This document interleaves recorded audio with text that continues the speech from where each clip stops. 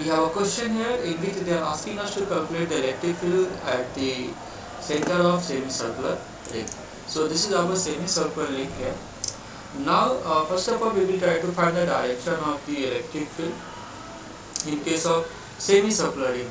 So I can say that about the center this figure has a full symmetry.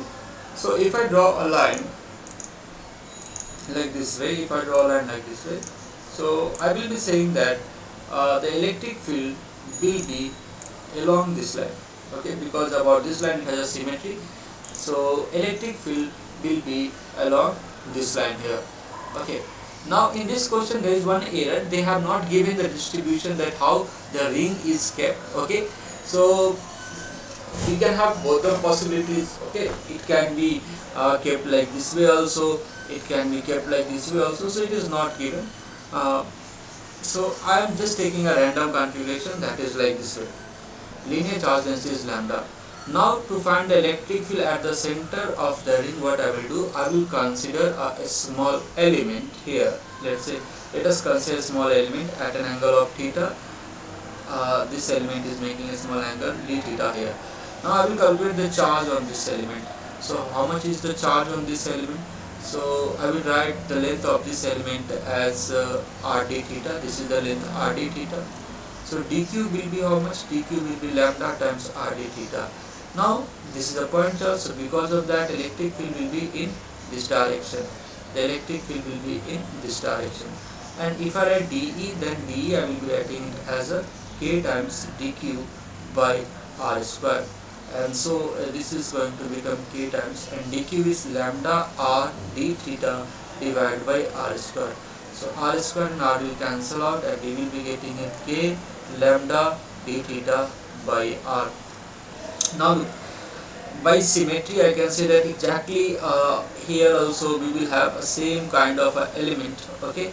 Because of that the electric field will be in this direction, and you can now say that this electric field, their component along this line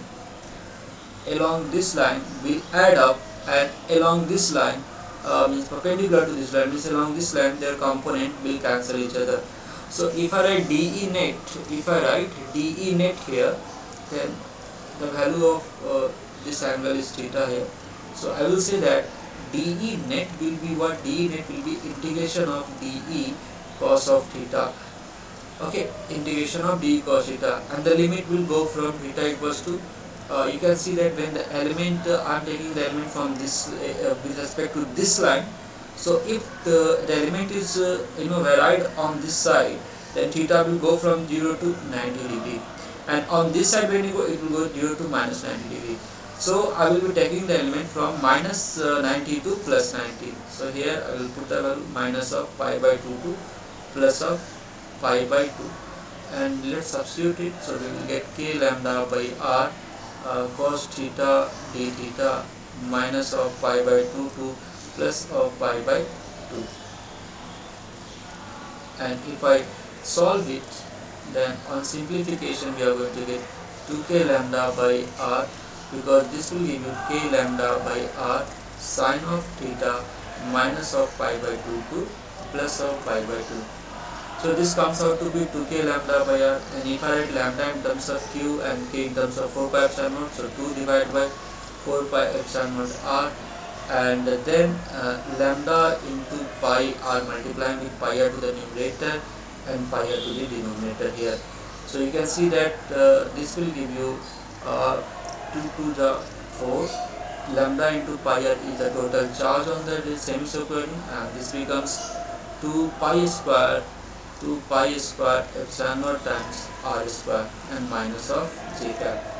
So the electric field will be in the downward direction, and here you can see only one option is there. Here we have only one option, that is option 1. That means the orientation in the question they have taken, the orientation is like this way, okay, inverted one.